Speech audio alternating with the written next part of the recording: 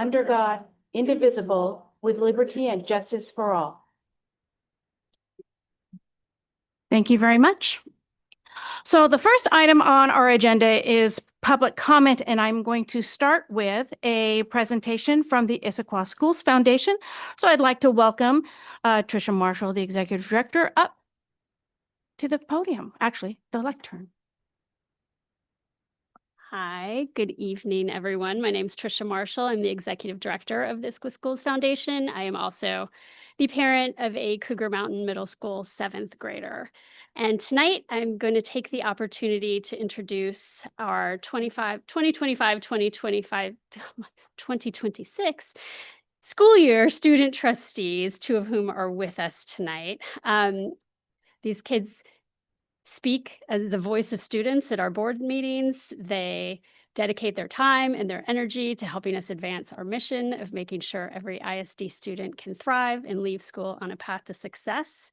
We have two students from each of our 4 high schools. We have Olivia Yang, senior from Skyline High School, and she is joined from Skyline by Natul Ganesh. And we have Maris Menenberg from Issaquah High. She is joined from Issaquah by Zena Park, who is a senior. We also have Lily Alcorn, Quinn Nonis from Gibson Eck, and Ashna Sika and Shivali Doshi from Liberty. So just want to introduce them and thank them for their service in the coming year. I also have the great pleasure tonight of sharing that thanks to the generosity of more than 1,100 individuals, businesses, families, organizations within our community, we were able to direct nearly $475,000 to academic support, student well-being, innovation, and enrichment programs serving students at every school in our district this past 2024-2025 school year. So it is my honor on behalf of those donors to present Superintendent Tauyik with this check to cover the cost of those programs in the last school year.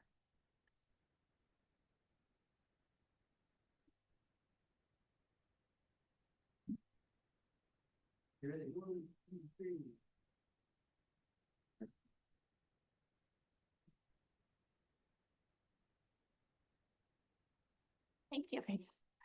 Thank you so much. And the Issaquah Schools Foundation has been an amazing partner with the district for decades and really helping us to be able to support all students. So thank you so much to you, to your donors, and to our community. And best of luck to your student reps, student trustees in the coming year. Okay, thank you. Okay, now we will get to general public comments. So public comment is an opportunity for the public to comment on issues not scheduled for public comment during the meeting agenda. Public comment is allowed during specific agenda items that are scheduled for possible board action. So please wait to be recognized by the board president at that time if you're speaking to a specific agenda item for action. And I think we just have the one. The OE10. Okay. General guidelines for public participation at board meetings. Public board meetings are open to the public. They are designed to conduct board business rather than to serve as a public hearing, unless a public hearing is scheduled. Individuals wishing to give public comment on a specific agenda item where the public comment is being accepted should wait to be recognized by the board president during the agenda item. All other public comment should be given under the agenda public comment, which is now. In the interest of time management, individual input is limited to 2 minutes. An individual may also submit a prepared statement to be given to the board secretary prior to the oral presentation. So if you have something in writing, you're welcome to present that. Some guidelines for us is, as we are giving examples to our students, is that we hope that you will understand, and this is a learning opportunity for them to see public discourse, and then it's done in a civil manner. So with that, I have several people who have signed up for public comment. The first I have on my list is Melissa Stefani. And if you can give your name and feeder pattern area, that'd be helpful. Thank you.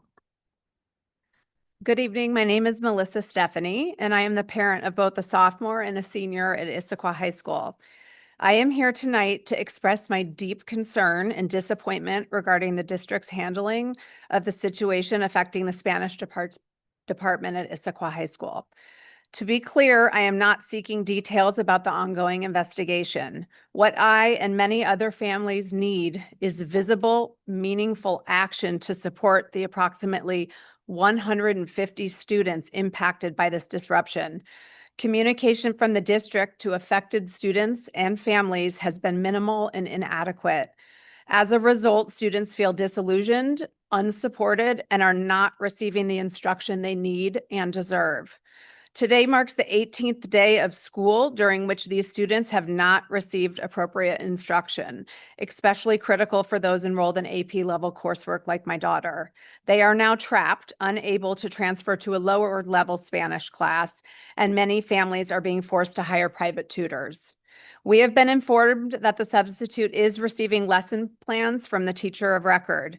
However, these plans cannot replace the quality of instruction that the teacher provides in person, and their effectiveness ultimately depends on the substitute's interpretation and delivery. We are asking the district to communicate clearly and directly with these students. Let them know what is happening, provide a plan, show them they are not being left behind because that is the way that they feel. I, along with at least a dozen other concerned parents, if not more, have spent the past several weeks seeking answers and have received basically none. In response to an email sent by my daughter and two of her AP classmates to various district employees, they were told, quote, "The quality of instruction you receive in school is important to us. If that is the case, then it is time to demonstrate it through transparency, communication, and decisive action." Thank you. Thank you. Next on the list is Amy Korb. Okay. Next, I have Lisa Hudson.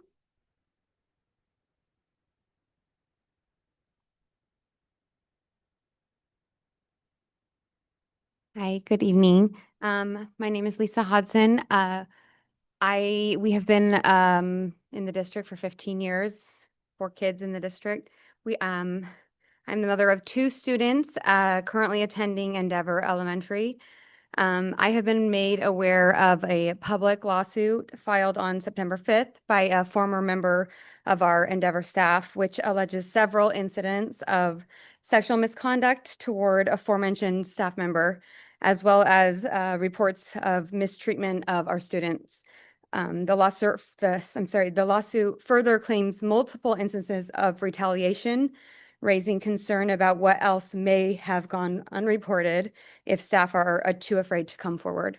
Parents have not yet been informed of these allegations and are curious, when will that happen? This lack of transparency undermines both staff safety and parent trust, and it feels absolutely unacceptable. I think the most important information we could receive as very concerned parents is what is the protocol in place for ISD when these types of issues arise, and what steps are being taken in this particular situation to ensure that our school is being led by an individual who values respect and integrity with a clear commitment to the safety of our students and staff. Thank you very much for your time. Thank you. Next, I have Jason Lane.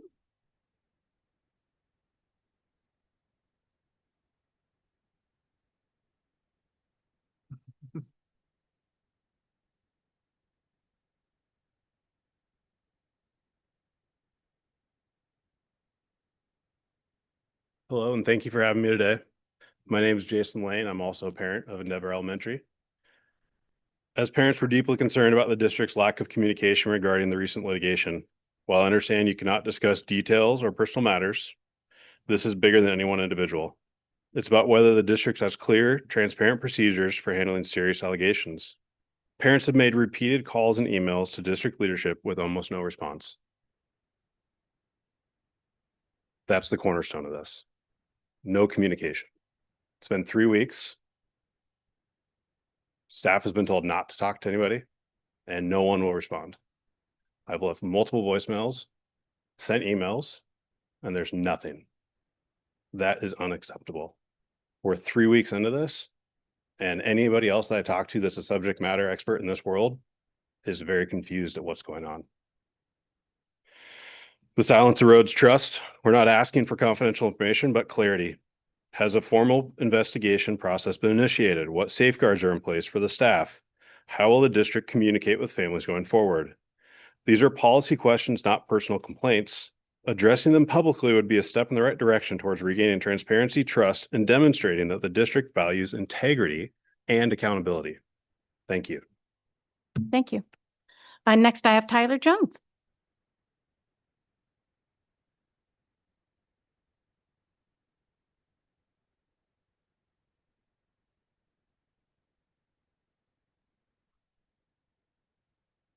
Thank you. My name is Tyler Jones, and I'm a proud father of 2 amazing Endeavor students.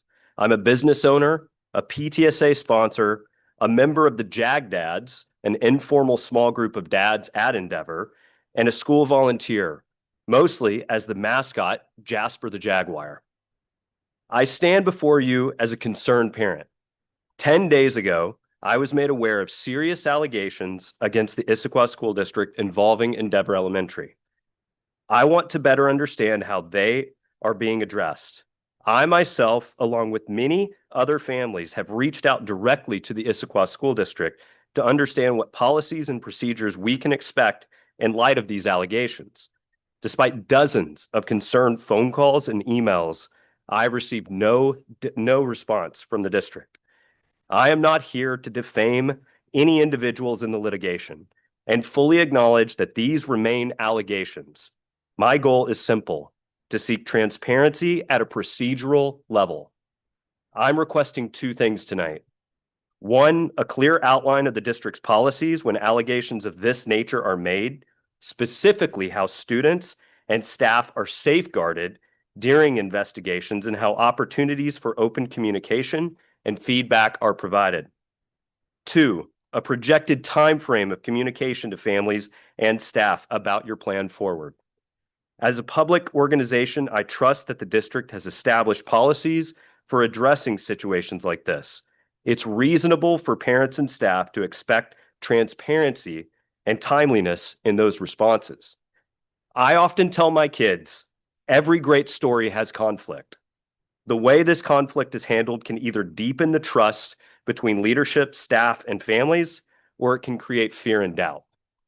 Thank you for your time. I look forward to hearing how you plan to lead us through this moment. Thank you. Julie Carr.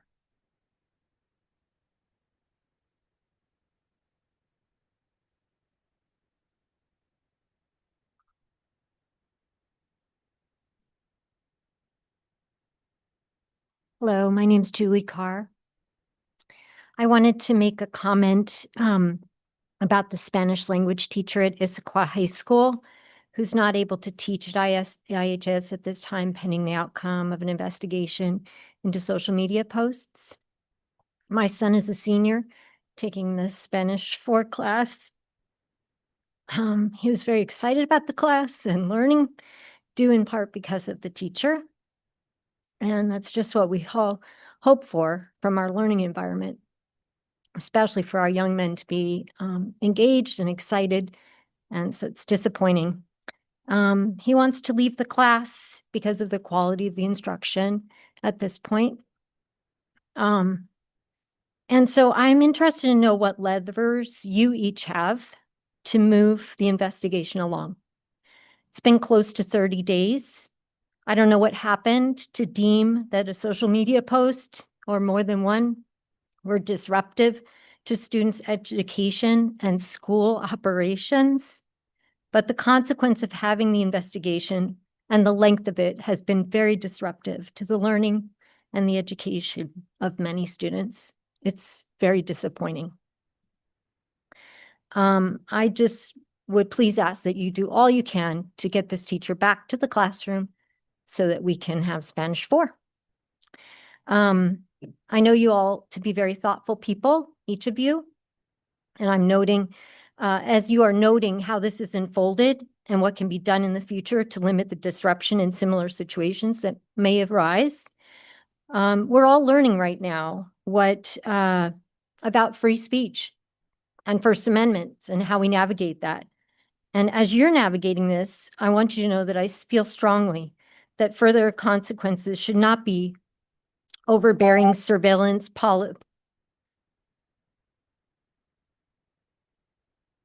Thank you.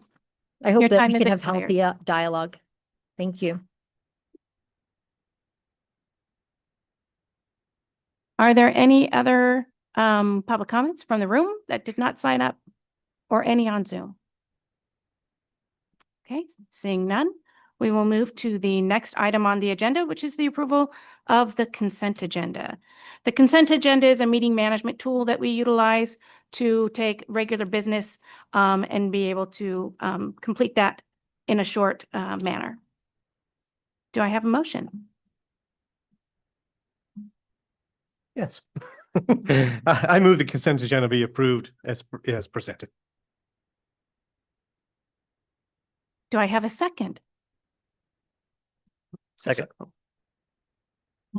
Oh, Director Gallinger seconded on that one. Are there any are there any comments before we move forward? I do want to say that I am abstaining from voting on this because there's an item from influence of choice on here. All those in favor say aye. aye. Any opposed? So 4 ayes and 1 abstention. Next item is the establishment of our regular agenda.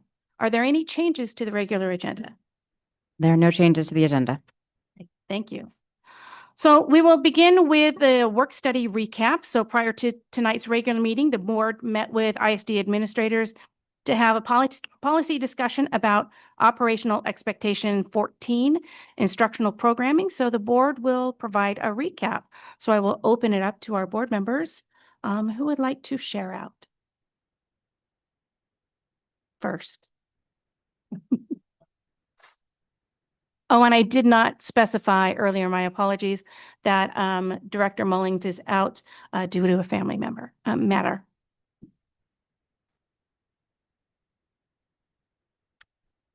I could always kick things off. I don't normally do that. We did have a discussion really deeply about the equity of our credit-bearing classes amongst the high schools. And so looking at what availability there is for students to receive college credit in their high school classes and how that looks throughout our 3 comprehensive high schools. A small discussion about what information that Gibson Neck parents have going into their high school, whether or not, how they would obtain college credit, college-bearing credits during high school in their environment, which is mostly by taking online classes or doing Running Start. But I think it was a good discussion for us. Some good information was provided by the district. I will say one of the things I came away with is that the number of students this semester that are taking 7, which means a full load of credit-bearing classes, is significantly different at Liberty and Issaquah compared to Skyline. So I was surprised to learn that at Issaquah High, 0.6% of the students are taking a full load, meaning 7 classes of what would be AP or college in the high school. At Liberty, that is 0.1%. And at Skyline, it is 3% of students that are taking 7 college credit-bearing classes. And I thought that was really surprising. Well, it wasn't surprising. I think it was a good revelation. So I'll open up to anyone else who wants to make a comment. Sure. Director Coyne. Okay. I'll actually just, because I think it's interesting for members of the community to kind of understand what the structure of our work study and some of the things that we're looking at, as Director Maraldo said, really looking at the dual credit equity factors. And I thought I would maybe just read some of the questions that were asked of us as board members, because I think it's interesting to understand that when we look at the data, and, opportunity to dual credit coursework across our 3 comprehensive high schools. So we were looking at how many students are enrolled, how many sections of specific dual credit courses are available, what's the school's enrollment and scheduling constraints, at what grade level are dual credit courses available, what's the demographic representation of students who are enrolling in dual credit courses, what percentage of students meet the college credit earning threshold, whether it's an exam or course grade for each course. And then lastly, what are each college's policies for acceptance of different kinds of dual credit? And I think ultimately, at the end of the day, as we discussed those, those specific questions, really thinking about the equity of dual credit across our schools. And that ultimately is what's most important to us. I think collectively as a board, as we want to make sure, regardless of the school that you're at, that you still have equal access to that dual credit. So that's my perspective. Director Gallinger. I appreciate the opportunity to have this discussion, for our students, just to orient you. What it is OE 14, and it's 14.3B.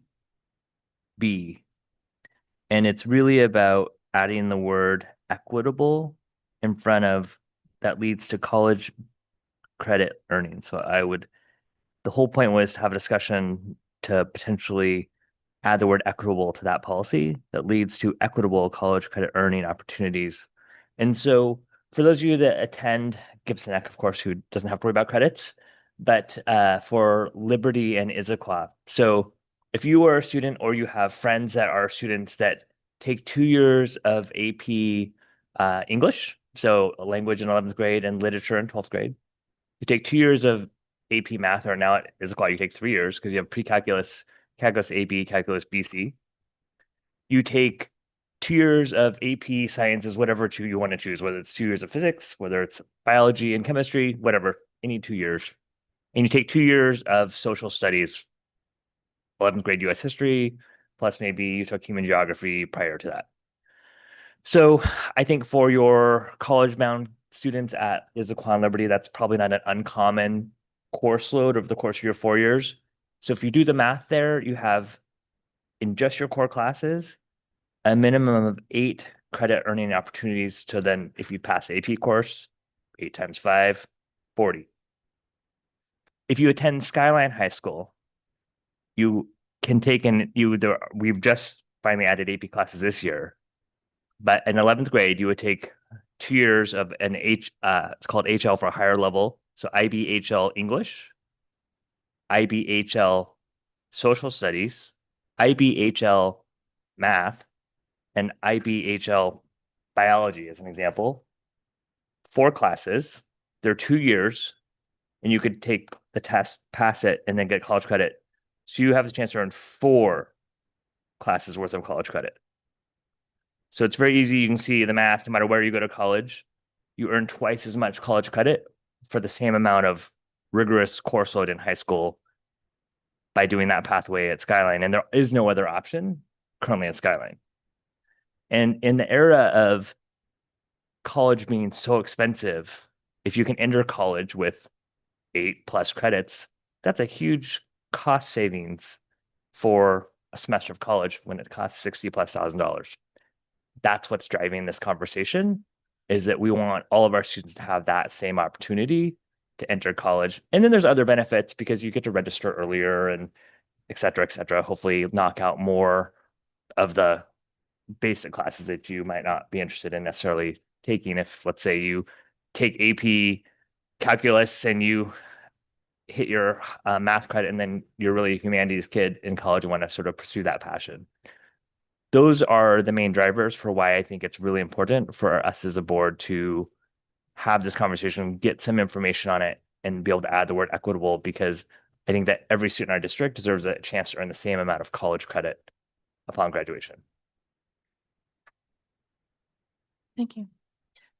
I'm just going to emphasize the point that Director Gallinger just brought up, but we want equitable opportunities across the district for kids to earn college credits. We had a lot of data presented to us and had a really good conversation, but it's clear that that is just not the case right now. A lot of that has to do with the fact that we have these dual programs, IB at Skyline and AB at IHS, which has been vexing in some ways, but also, recognize that those programs offer different opportunities. But that being said, I think, we hope to strive towards the goal where we have that equity across the system. We recognize that. And it was an opportunity really to ideate on some solutions moving forward. And I think to recognize that there's some more data that we want to look at as well before we start, making potential changes. But it was a good conversation and eye-opening too, along those lines. Great. Thank you, Superintendent. I want to thank the team for sharing a lot of data across the system for what's currently happening with our enrolled students, the high school level and dual credit. And there are different programs that exist. There's also different laws and regulations, even within Washington State, that confer credit on certain programs, but maybe not others in Washington State and local universities and colleges. So there are a lot of variables, as Director Coyne mentioned, there are a lot of variables that go into this. And so it was a helpful conversation. I want to thank the team for preparing a lot of information, and also thank the board for engaging in all the content that was prepared for tonight. Thank you. So the next item on the agenda is works in progress. So Superintendent, please feel free to start sharing. Great, thank you. So some news that came out in the past 24 hours-ish is that a Skyline High School graduate named Lauren Edgar was selected as one of NASA's 10 astronauts for the 2025 cohort. That is a 2-year training program, from what I understand, where future astronauts learn how to fly, practice spacewalks, and learn the operations of a space station. I know that Lauren also got her sort of spark at Discovery Elementary School, where that was an important opportunity for her to see what that could look like for her future career aspirations. And so we have been in contact already with this incredible alumni of Issaquah School District, and we'll look forward to maybe do some interviews. And it's just pretty cool. I mean, I think being an astronaut would be an amazing career selection. So she gets to fulfill that dream. So that's pretty awesome. Some key efforts around the district now include, some partnership with PTSA and other families and other institutions on how we can continue to learn about the impact of social media on students' mental health. Many of our ASB advisors are tackling that topic as well in some regular meetings with the superintendent, with me. I don't know why I refer to myself as a superintendent, but yes, with conversations with myself and others. And we're building upon the homework that our administrators did across the district this summer in reading The Anxious Generation, or listening to an interview between the author of The Anxious Generation and Ezra Klein, and then also watching The Social Dilemma. And in some cases, our administrators consumed, read, or watched all 3 of those content pieces. We are also busy working to prepare for possible February 2026 levy. And I'll talk about that again in a bit. And then we are working to support the board in discussing developing a profile of a graduate, which is a bit about our promise to the community about what the value is of a Issaquah School District diploma. And that will be discussed next week at the board retreat. So we've also been working to prepare for that time with the board as well. And really, a profile of a graduate, it's not only a promise to our community, but what our students will be able to do when they leave our school district, but it's really a shared vision of the skills and competencies that students need to thrive upon graduation. And oftentimes some of these skills are referred to as soft skills or durable skills. Oftentimes we hear the 4 C's referred to this, communication, collaboration, critical thinking, and creativity. And our students are doing this every single day. And so it's important for us to maybe articulate that, make those ties and connections, and determine where else we can further enhance that work as we consider all the work across the entire system. It's not just for high school students as well. So it's a really important vision that we can use to translate. On our wall here, we have the district goals, which are also called results. It's going one level deeper and concretely about that, and that will also help inform some strategic planning beyond that. So those are some things that we're working on. Last week, I had the opportunity to attend a graduation for 2 young people at Echo Glen. Families that were present were in tears because they could hear the amazing things that these graduates had accomplished in their time at Echo Glen. And our staff spoke to their persistent efforts and their resilience, and also to their hopes for their future and their continued study and career opportunities. So It was very meaningful for those families that were able to attend in person to see and witness that, as it does take a lot of effort to support young people who are facing challenging circumstances. And we did have one family, several family members also attend by Zoom. So it's also great to have those who are afar to be able to partake in that really important moment for a young person. I'm a part of the OSPI's K-12 funding work group, and I've attended 2 meetings. It's been a lot of information sharing. The first meeting was over 6 hours and really was an overview of how state funding works for education, where revenue comes from, where expenses go, all bit of the history of a short timeline of funding here in Washington State for schools and the role that levies play as well. So a lot of learning, and then we moved into subgroups. I'm on the student weighted factor subgroup, and that's really thinking through, well, what's working, what's not, what's missing. There's a lot of folks in this group, and it'll be interesting to see where that might go in the next couple of meetings. We're all getting back to school routines. I've been to several Chamber of Commerce events here in Issaquah. We had the PTSA General Council meeting today, and then an Issaquah Schools Foundation board meeting. And then really, as I spoke up earlier about the levy work, we have had 2 levy meetings since the last board meeting, which is a lot, as well as 1 capital project oversight committee. So there's been a lot happening, and you'll hear more about that in these upcoming agenda items. So we're back to school. Great, thank you. Speaking of levies, so we are looking at the Levy Advisory Committee update. So CFO Attorney. I'll also share just great work again by the team. I know I said this last time, but there have been these 2 meetings, and these in total, there have been 3 meetings, and there has just been a lot of content covered. And the next week is slated to kind of bring that all together to bring forward as a first review to the board at the October 9th meeting. All right, thank you. Martin Turney, Chief of Finance and Operations, here to talk about the last 2 meetings of the Levy Advisory Committee. Let me test my clicker. It's not working. Now it's working. Okay, so just a reminder for everybody, purpose to collect feedback to form a recommendation to the superintendent, who will eventually bring her superintendent recommendation to the board using a consensus model for this committee. And we do have a nice cross-section of folks throughout the district, and students and parents and staff. So it's really nice having everybody at these meetings with plenty of input. There we go. So just taking a look, we've gotten through, as mentioned, 3 meetings. We have the 4th meeting coming up, which is going to be kind of a culminating meeting to go over everything that we talked about. I'm going to skip to the next slide. So the meeting number 2, which was really neat. We got to start out with an optional tour of Maywood Middle School. So folks who wanted to check out a school, maybe they don't have students there. It was a really nice time for the principal to show off what we do there, and for folks to see what a building looks like. And especially as we talk about things like critical repairs, they get to see that in action, right? Yeah. Thank you. Got to go through technology. So thank you to Jason Golick and Diana Eggers for walking us through that.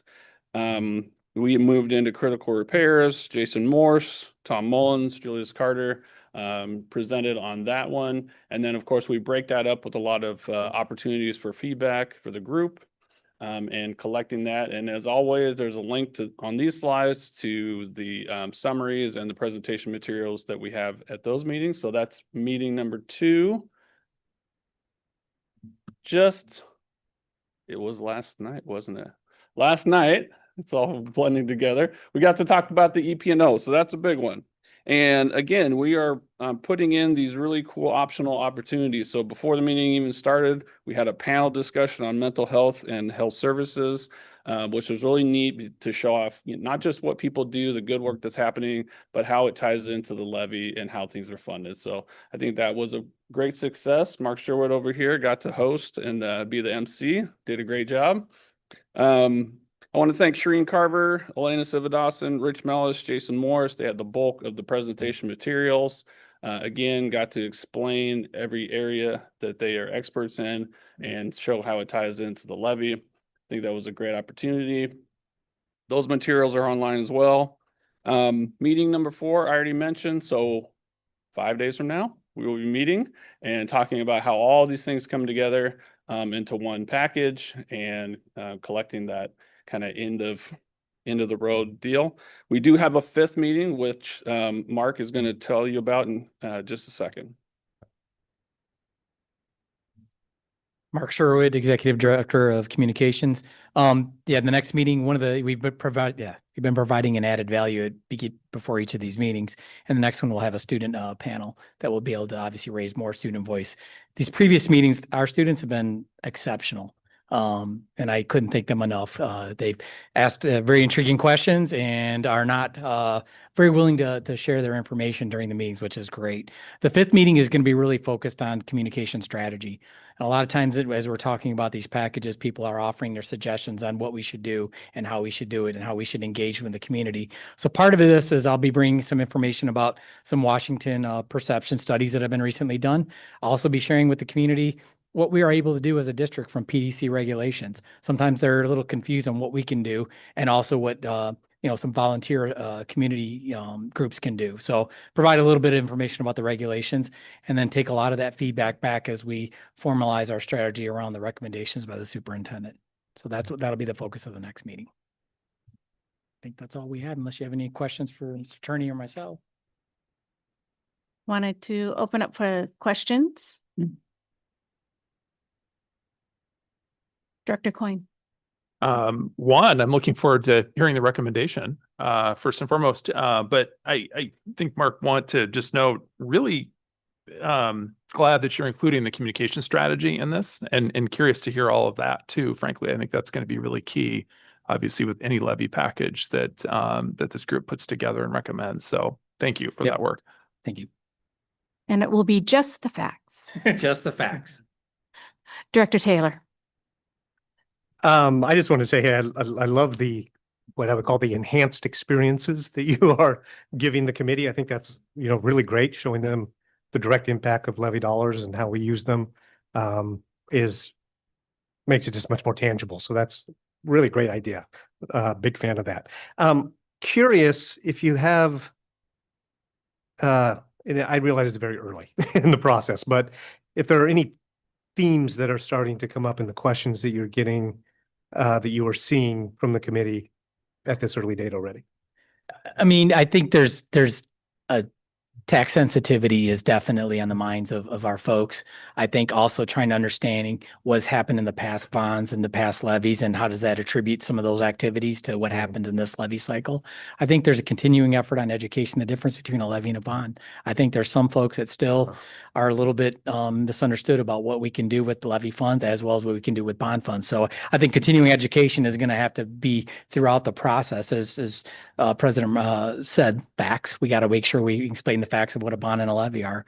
I was at a seminar today and that was talking about what tax sensitivity was about in the state and the difference between flat tax rates, also to understanding the correlation between rising property values, cost of goods. All of those things are going up, but a lot of district, we're being asked to do a lot more with less. And so by trying to maintain a very flat tax rate, doesn't feel good when you get your tax bill and it's going up. So I think it's important for us to understand what is our portion, how are we actually impacting that? And Mr. Attorney is excellent explaining the levy process. So I think it's also educating those folks so they can go out and reach to our community as well. So I think that's going to be a big effort in this next meeting. Great. Thank you. Thank you. Did you sense that there's clarity, at least among the committee members, the difference between this being, this is basically we're re-upping a levy versus all new money, right? So yeah, I think this committee definitely gets it that it's a renewal. I think they're bringing in some perceptions in their community and their circles of influence, and actually confusing it even with past bond projects and thinking that some of these levy funds are going to be supporting new building construction. So we have to be very clear on that as we go into this next cycle of promotion of just the facts. okay. One thing that does come up continually in the presentation by the team is that the levy represents 17% of our budget. And that's a very clear message that the levy committee does understand and does anchor back to. That was exactly my next question was, because I think is it this year that it's 16.4%, but that it will grow because the state legislature would like to give us more room. So this is my way. This is me politicizing. They did not want to raise more taxes to pay for schools, additional school needs. So, but they're giving us the ability to ask for more taxes from our taxpayers, correct? That is correct. There will be increased authority. But what you're looking at, some of the proposals are looking at not increasing our actual authority, correct? Or am I a slight increase? I don't. Yeah, so we are using a process of looking at it and not going for what's quote unquote full authority, which would include what you were talking about, this increased amount. So we're looking at an authority that would be lower than that, but still able to achieve those things that we need to do as a district. Any other questions? Okay, thank you very much. We'll move on to our next agenda item. As soon as I pull up my agenda, the capital projects update.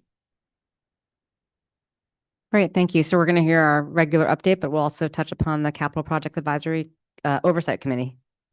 Thanks. Good evening, everyone. Tom Mullins, Director of Capital Projects.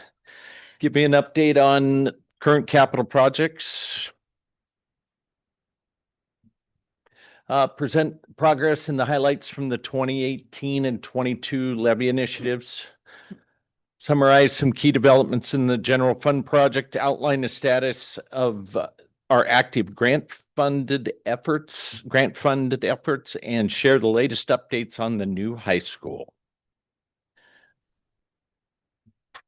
All of the 2018 levy projects are complete or substantially complete, with the exception of the Challenger Elementary School and Newcastle HVAC recommissioning. We set a reserve up to complete those two projects when should the need arise. Some highlights of the 2018 that we finished up just recently: the transportation shops AC project is complete. Just in time for the end of summer. They got some relief for the month of July or the month of August. Endeavor HVAC unit replacement, replaced a couple HVAC units up there. They're operational. Maple Hills Playground rubber matting project, and basically redid that playground and turned out really nice. And then we solved an ongoing issue at Sunset Elementary with an exhaust fan system. We got that repaired and up and operational. The 22 levy projects continue on an as-needed basis and will help cover the critical repair needs that arise between now and the end of our 4-year levy cycle in 26. The portable at the ACT program is one of the biggest projects we did this year on that through the 22, and it's complete, operational, and in use. We continue work on the Beaver Lake Middle School elevator modernization. It's not a lot has happened recently, but because the main work is going to happen in summer of 26, we missed the window in 25 because the believe it or not, elevator parts are 10 to 12 weeks out once they get their contract. So we missed this summer, and it's about 2 weeks to do the work. So that elevator's got to be out of commission during that time. So we can't shut it down during school. So it's going to have to be done over the summertime. So that's a project for next summer. Couple grant opportunities that we finished up, the OSPI IGA per square foot grant. We've finished up, we finished up the IGAs at Skyline and Liberty, got those paid for. We've got some remaining funds. We're looking at trying to get a couple IGAs done on the middle schools, so we're prepared when the big thing there is to have these IGAs done. So when new grant opportunities come around, that's one of the first steps you have to do, is do an IGA. And if we have them in place, those what we call pop-up grants, we qualify for them and can move through them much quicker, the application process. Because IGA can take up to 3 months. And if you wait till you get a grant, a grant opportunities there, the application's closed before you can get that first step done. So we're looking at trying to seed a couple more projects there. The Department of Commerce Energy Efficiency Grant that we did over at Issaquah High School is nearing completion. We've got a little more work to do on the chillers. We had to wait until the cooling season is behind us a little bit better. So we can take, there's 3 chillers. We can take one down at a time, work on it, get that done. That project will wrap up in October and closes at the end of December. So we'll have all our funds by then. We have the bulk of the funds now. Department of Ecology EV bus grant and related infrastructure. That project hit a little bit of a snag. We're having a problem with the manufacturer of the charging heads, being able to commission those and turn them on.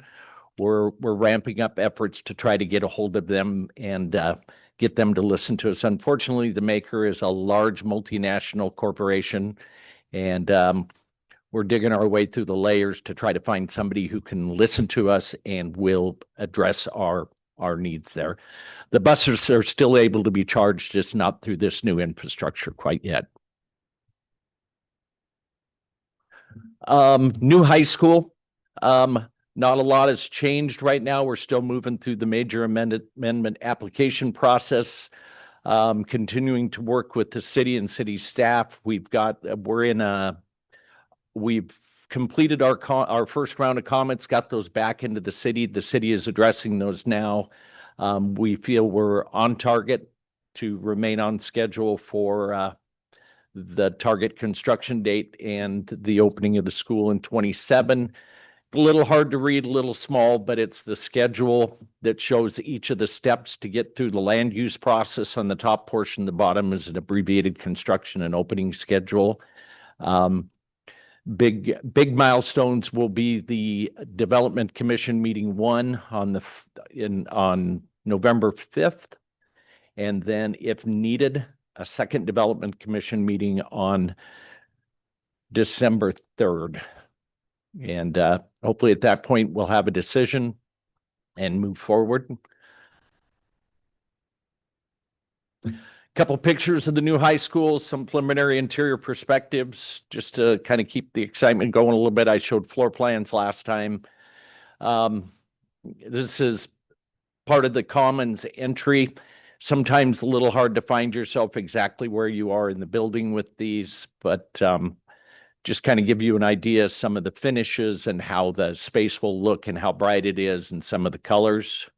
This is the commons looking west, which would be towards the main entrance. My mistake. Looking towards west would be towards the, that would not be towards the entrance. That would be towards the admin.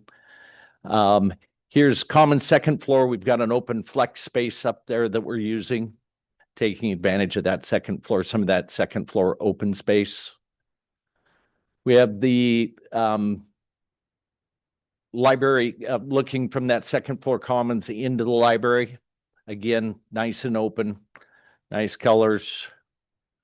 Learning commons looking west, just trying to give a little more perspective the architect was on layout of the building. Learning commons looking northeast, again, more of those open spaces. Library, this is just one view of the library. Another view of the library. And we have another flex space on the 3rd floor, open space. And that's another view from that flex space on the 3rd floor. Any questions? I think Mr. Turner is going to share an update about the Capital Project Oversight Committee as well. Right. Yeah, so real quickly, last Thursday, we had our 3rd of the Capital Project Oversight Committee. So we're doing those roughly quarterly. It's really nice. We get a group of folks who kind of follow along. We get to update them on those critical repairs. But more importantly, Mr. Mullins got to walk them through the same timeline and updates on the high school, which was really nice because as we do this, we have people who do this in their lives, right? This is what they do for careers. So it's interesting to hear from them. They bring a perspective of what they're seeing, what the market looks like out there, whether they're seeing increases or decreases in things. So it's really nice to have that conversational space and to let them know what we're doing. And then obviously this is part of that oversight, that extra layer from the community of what we do. So. And what's been nice is we've been evolving. This was our first time having an oversight committee. So this has been the third meeting, and we did get a positive comment at the end as someone was departing, saying this was the best one of the series of 3. So I think we're trying to continue to, learn about what the best format is and the kinds of questions and discussion that is most valuable, while also providing a level of, review of what we're currently working on and what we're spending and how we're handling it. So any question from board members? Director Taylor? Just a couple of things I just want to be sure I'm clear in my mind on. Did I hear you say the new high school permitting process with the city planning department is essentially on schedule? There's been no unanticipated delays or anything? None at this time. No. Okay, great. And then I'm just curious, what's the deal with the charging heads? They don't fit the buses? No, they fit the buses. When you install systems like this, you depend upon the factory, the supplier of the charging heads or whatever, an HVAC unit or whatever that might be, a lighting system.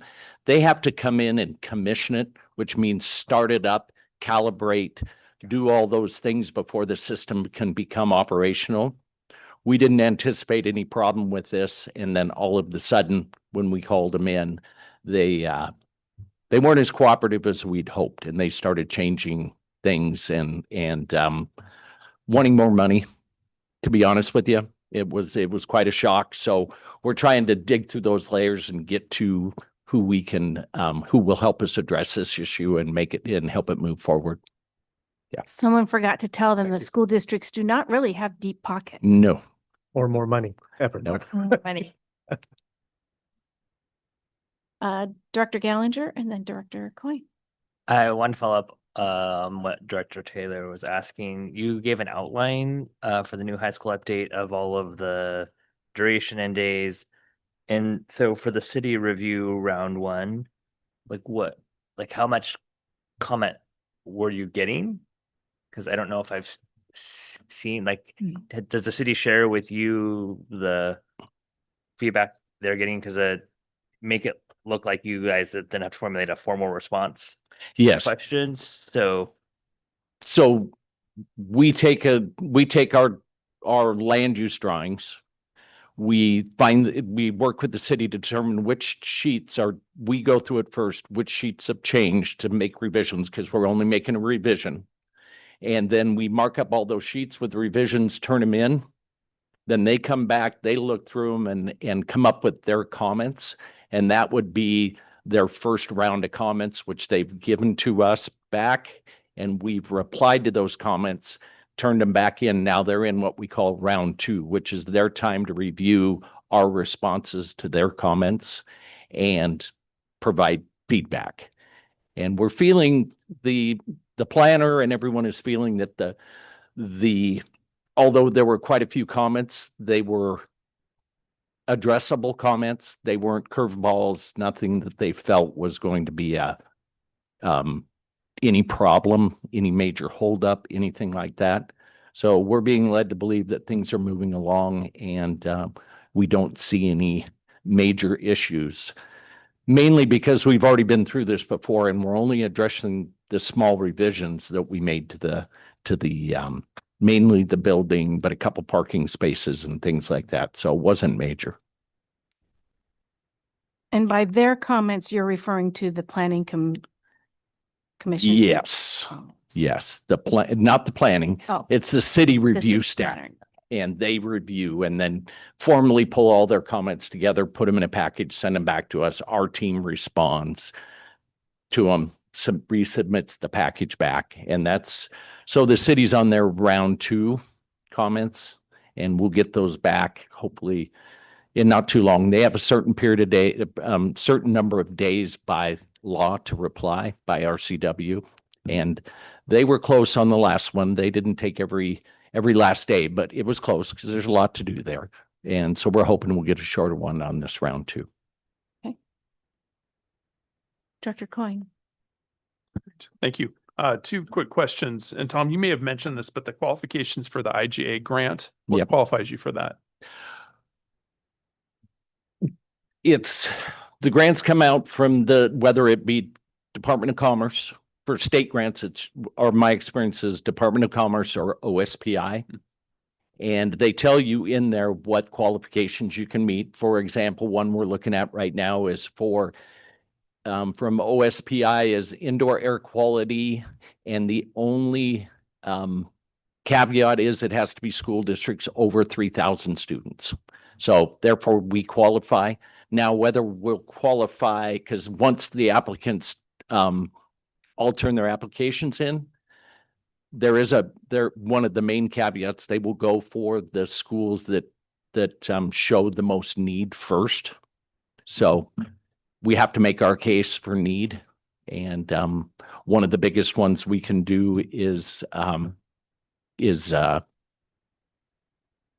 EUIs, the energy intensity of a building that we're applying for. They want to see that come down. So the worst offenders in there will be further up the list. So because these are all, not all about, but they tend to be about energy efficiency. That makes sense. Thank you for that detail. And my second question is on the Capital Projects Oversight Committee. I think I had heard maybe it was the second meeting that we had lower attendance at. So I was curious, it sounds like the third meeting, we kind of had an uptick in attendance and it sounds like really good feedback. So I was kind of curious, is that the case? Did we see an uptick in attendance? And then curious what was different about that third meeting if folks were saying, hey, this was the best one? Slight uptick in attendance, not a huge uptick. The members that were there were more engaged in, to be honest with you, I think the high school got them excited. Okay. It's a full-blown project that has design permitting, is going to have a schedule versus some of the projects that were on the critical repairs 2018 and 22. They're smaller projects. Sure. They're kind of hard to fathom. It's an HVAC unit replaced or installed on a roof, nothing to see. Kind of happens quick. This one's a real project. And I think, we showed them pictures, schedule. I think it got the juices flowing and I think it got them excited that they're going to be able to see it from start to finish, budget start to finish, and really dig in. They want to go to job site meetings if they can. They want to visit the site. They want to see construction. So we're going to schedule that. That's great. Yeah. I'll also add that the first meeting was a lot of education of what information we have, how it works, and to be able to get to the point of, I think, the last meeting where we could really engage in a conversation with industry professionals to say, now you know how it works with the district and what's happening and where you can find information. We can say to you all, what are you seeing in trends? What are you thinking based on this current macro and micro economic environments? What do you think is going to happen? Give us some advice. We want a real pulse from what's happening in industry. How will, the world affect us? So there was a bit of more of an intellectual kind of discussion honoring professional expertise. And so now that's where we can kind of pivot to, which is what we hoped and aspired for. That's great. Thank you. And I just don't want to forget, we do have students. You are welcome to ask questions. Just raise your hand and I will acknowledge you. So I hope these have been some interesting ones. You might like the next one even better, which is oh, you did have a question, sorry. Yeah, so I actually have a question about the construction of the building that you guys were talking about for the new high school. Yes. I'm just kind of curious about how many students Disable support inside of it. Right now, we're estimating 650 to 700 is our approximation right now. Okay, great. Thank you. Thank you. Oh, do we have another hand? Oh. Thank you, Milo. Oh, is it on? Mm-hmm. Yeah. Okay. Awesome. I guess my question, I'm not sure if this is entirely relevant for this one, but with the new high school, because there's going to be like more than 500 kids, I feel like in a previous meeting, you've mentioned it not being like a super traditional high school, not like Gibson Neck, but like kind of somewhere in the middle. And I guess my question is, will it be like a direct feeder school or will it be like a choice school like Gibson Neck? If you know yet. If you don't, that's okay. I guess I'm just curious. Superintendent Talia, would you like to answer that one for? Thank you for allowing me to share my thoughts on this one. Yes, so we have been talking about a lot of ways we can think about the high school experience differently. So when you speak about something that's maybe not as traditional, that is certainly all up for conversation. And we have some real clear thoughts around making sure that it's very career and real world connected. And I do believe some of the conversation on the profile of a graduate will help inform this as well. But programming has not yet been determined. Boundary feeder topics have not been determined or choice. So it's still all very much to be determined, but yet will be part of our discussion this year. Definitely, some of those decisions have to happen in a much faster pace than maybe we have time for, but it'll get done because it has to get done. Yes, sir. Yeah, so that kind of gave me another question about the upcoming high school. So a really big thing about Gibson Neck, about how it's a big picture school and how we have a lot of career focus. A lot of the stuff that makes it Gibson Neck and makes it such a good school for learning is the community and just the whole culture that comes with that.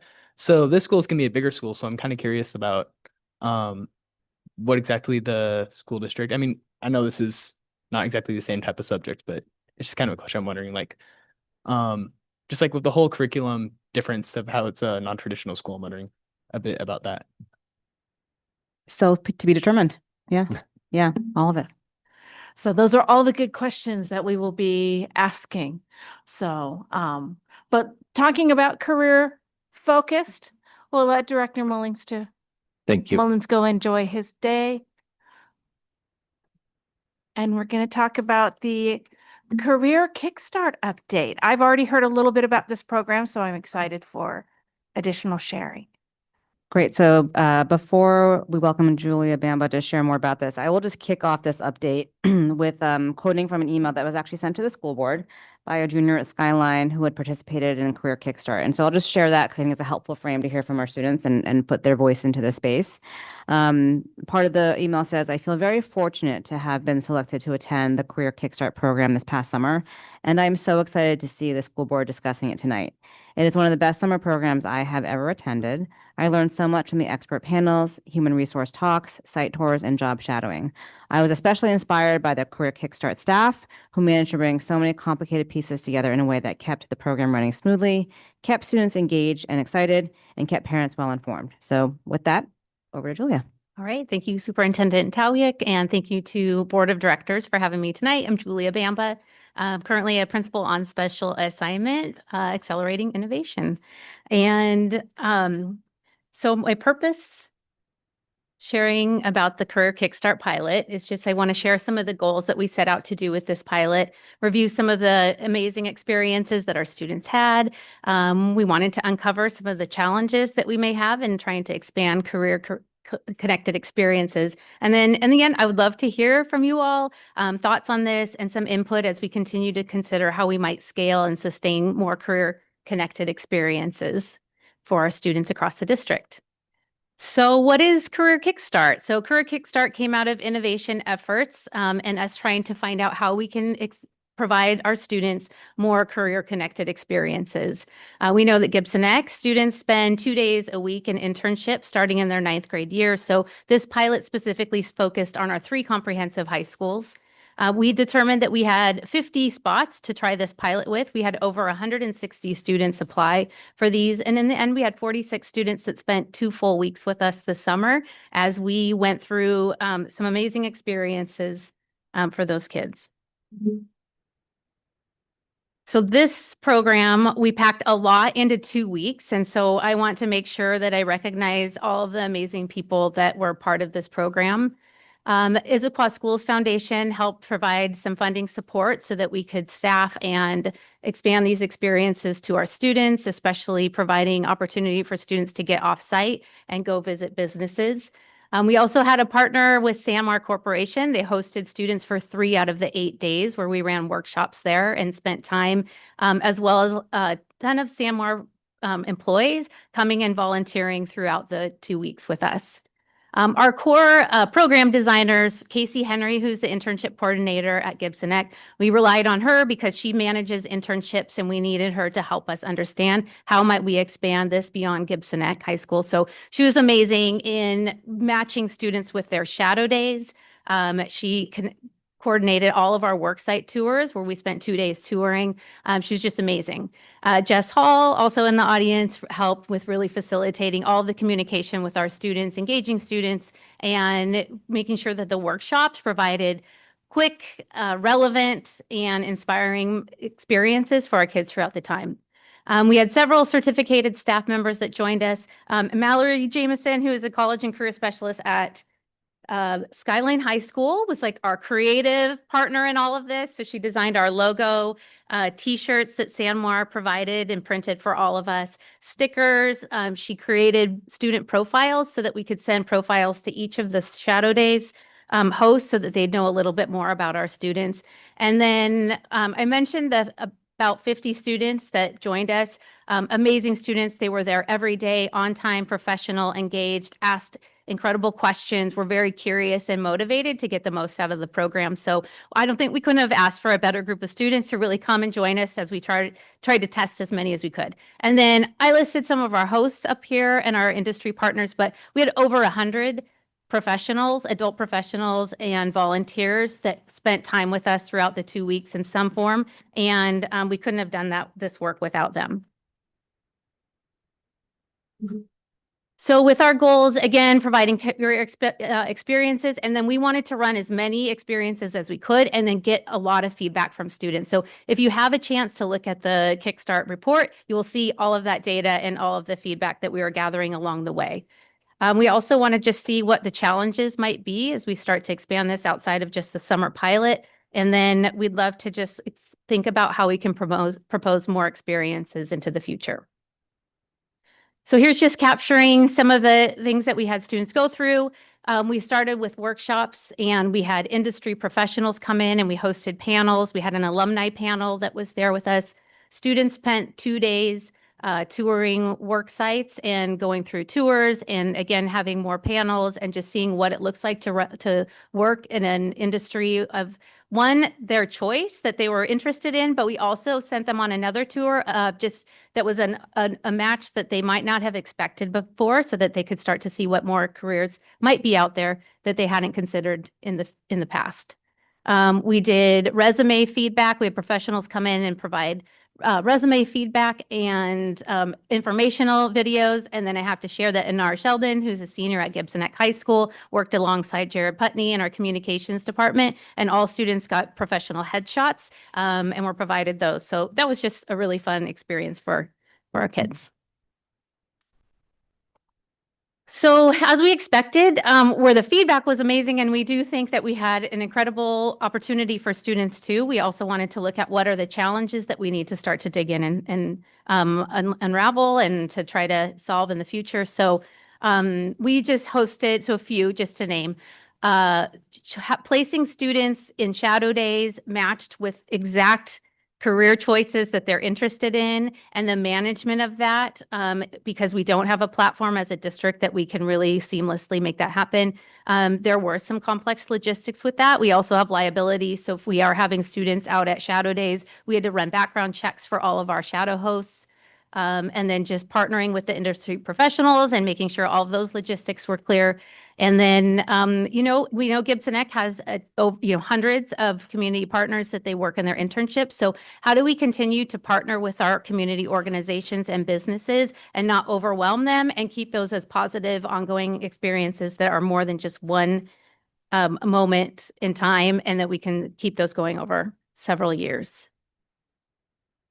So we are just in the early stages of iterating and trying to see what type of expansion we might provide. So these are just a few Of the proposed next steps, starting with this year is attempting to run a couple more pilots, continuing to test and gather feedback, and then looking in the following year, 26, 27, what we might aim to do with these. So again, early stages, but I thought I would share these out because I would love some of your insight and feedback on some of these areas. Just high level, we have ninth graders who are not testing during PSAT day or SBA day. That could be a great opportunity to get students to board buses in the mornings and then head off to do some worksite tours. We think that's incredibly important because our students in 7th and 8th grade right now in Zello, they do some of the career surveys and they start to think of matches. So this could be a next step for them to then get to different industries and see what if those career matches in their middle school are continuing to align with their interests. And that could then potentially help them consider what choices for classes they might take, other electives, and so on. We love the industry insights and the panels. And so right now, just starting to run a few during flex time or even during lunches for students. Specifically, we could run a health sciences or healthcare panel and have a nurse. Students that visited, for example, Children's Hospital this summer, they've met with a radiologist and a pharmacist. So having a lot of different industries, but focused on one career focus or pathway. Moving on to 11th grade, again, just the networking opportunities, and then also being able to think about like financial planning, communication. How do you do an informational pitch? How do you ask questions? And then we love the professional headshots again. How do we build that into a day or a half day for juniors at each of the high schools? And then we love the senior exit interviews. If we consider to offer or encourage students to do shadow days in 11th and 12th grade, the senior exit interview is a great time for them to just share some of the highlights and the learning from those moments. So, and there is our crew of our Kickstart students on our last day together sporting our cool t-shirt. And I would just love to hear any questions that you might have, other things that you'd like us to consider as we keep moving through this work.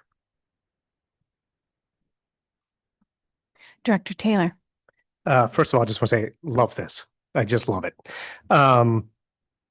So a couple comments first. That the data seems very encouraging, right? The students' satisfaction rates seem to be through the roof.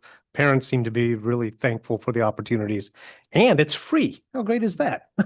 I mean, really fantastic. It reminds me a little bit of the conversation we had last meeting about profile of a graduate from the standpoint that was in the context of high school requirements and you know standards, but we really talked about how can we maybe provide these kind of shorter, more intensive opportunities for kids to gain breadth of knowledge in different kinds of opportunities. So I just think this is really fantastic for our soon to be graduates in our program. I have one question, which I'm not clear on. Do I understand that the plan is to move forward, the summer pilot, that summer program will move forward and you will expand from that? Or is the idea that the summer pilot goes away and we move to the expanded programs? Yeah. Right now, the summer pilot, we are uncertain if we would continue with that. We had two people, Jess and Casey, along with myself and others that helped to facilitate that. It was a big lift for a 2-week program that really only met about 1% of our students across all of our high schools. So that is why we're looking at how can we take those things that we tested and then expand those in different ways. So summer program, uncertain. I mean, things that we keep talking about is can we provide some of the experiences during the breaks? What about right at the very end of the school year when students aren't gone for the summer yet? So those were being discussed, but what we were really hoping to do is what did students really enjoy? What was beneficial? What did they engage in the most? And then how could we start to find ways to build those into our schools and existing opportunities for students during the year? But also considering what might need to go away if we're starting to add that into the day.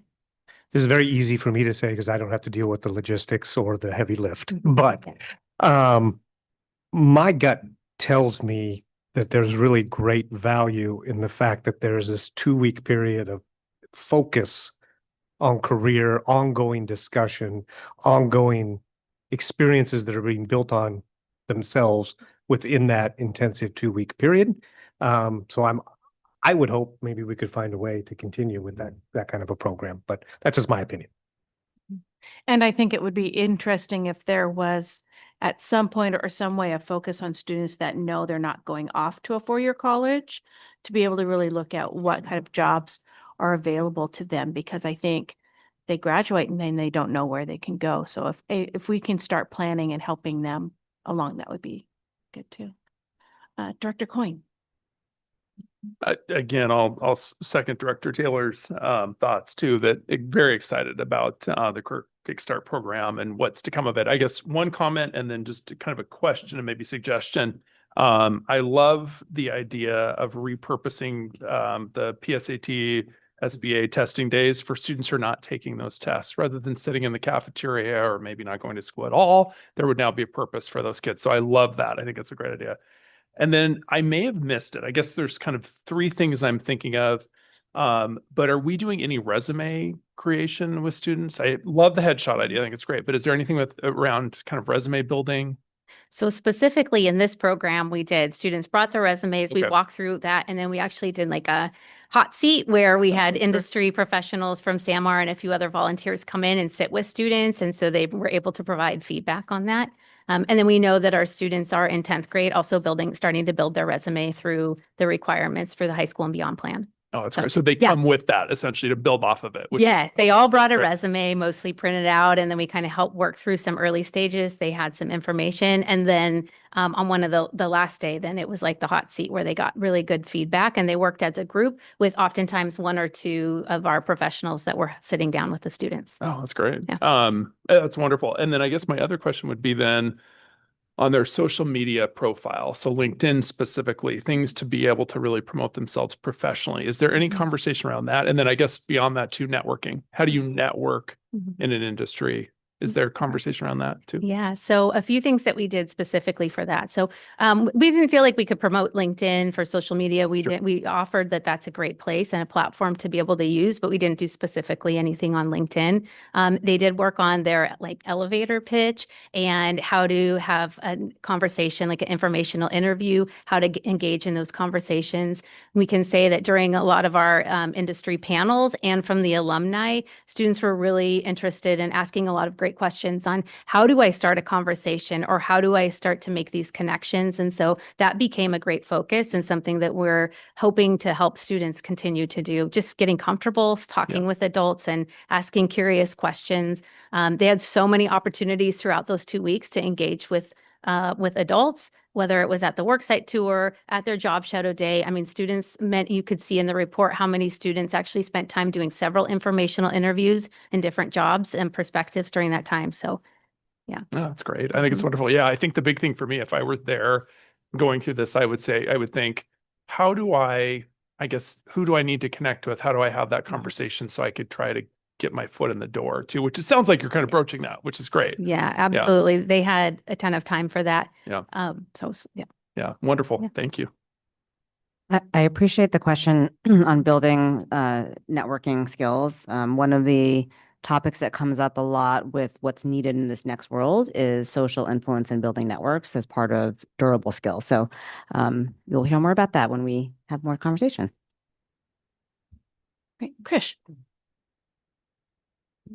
Thank you for that. I want to bounce off something Superintendent Talyik said. Sounds like a super cool program. As you've been going through the slides, I've been kind of looking at the pictures and seeing some of my friends there, and they've told me a little bit about the program. I think this is one of the programs that benefits, every student as a whole. It goes back to the real world skills things, especially with like the headshots. I found that super cool because a lot of people might not have resources for that or know exactly how to take it, and the resume thing. Looking at the actual like implementation plan, I think the Career Kickstart workshop day is something that I personally find super useful, especially going to my junior year myself. It's kind of a time where a lot of people start applying for jobs. So, that's valuable knowledge to have right there. I guess I have a question on the 9th grade the worksite visits. Maybe you cover this, but is it like a whole group to one worksite? Can it be broken up by interest? Is there like some level of choice for people attending? How does that kind of work? If we move through the pilot for the 9th grade students to do that, I mean, we'd like to have some interest because I think that gives students an opportunity to engage. Kind of the sweet spot for taking students on a tour and then holding panels is about 15 to 20 students per site. So you can imagine if we're trying to expand that, how many people we are relying on to be able to get students out, and then also the bus transportation. But we wanted to connect students with a career that they may be interested in. But as you can see with the report, so many students realize like there are so many opportunities connected to this one interest. And so our hope is that we can help expand students just what they think is out there and help give them language to see that there are more jobs than they might have thought about in the past. You can also see in some of the data is that for students that didn't see them working at a place like before a work site visit tour or a job shadow, and then how that went up after they were there and in the environment, we feel really great about that experience as well.